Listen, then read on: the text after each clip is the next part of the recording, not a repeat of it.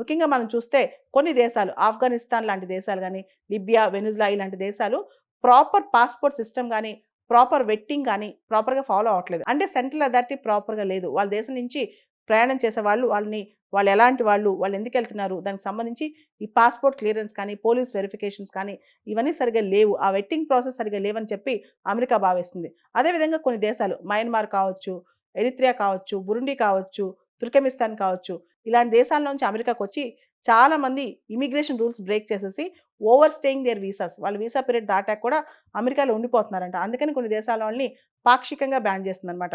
ఆ తర్వాత కొన్ని దేశాలు ఆఫ్ఘనిస్తాన్ కావచ్చు, సొమాలియా కావచ్చు, ఇరాన్ కావచ్చు, ఈ దేశస్తులను ఎందుకు బ్యాన్ చేస్తుందంటే వాళ్ళు టెర్రరిజం కానీ, terrorist activities, state sponsored terrorism ప్రోత్సహిస్తున్నారని చెప్పి. ముఖ్యంగా దీనికి సంబంధించి కొత్త ట్రావెల్ బ్యాన్ సంబంధించి డొనాల్డ్ ట్రంప్ ప్రభుత్వం చాలా స్ట్రిక్ట్‌గా ఉండబోతుందంట. ఒకవేళ గనుక వాళ్ళు అమెరికాకెళ్ళి ఓవర్ స్టే చేసినా, వీసా రూల్స్ ఫ్లౌట్ చేసినా, ఇమిగ్రేషన్ క్లియరెన్సెస్ సరిగ్గా లేకపోయినా వాళ్ళు ఇమ్మీడియేట్‌గా కూడా అమెరికా అరెస్ట్ చేసే అవకాశం ఉంటదంట.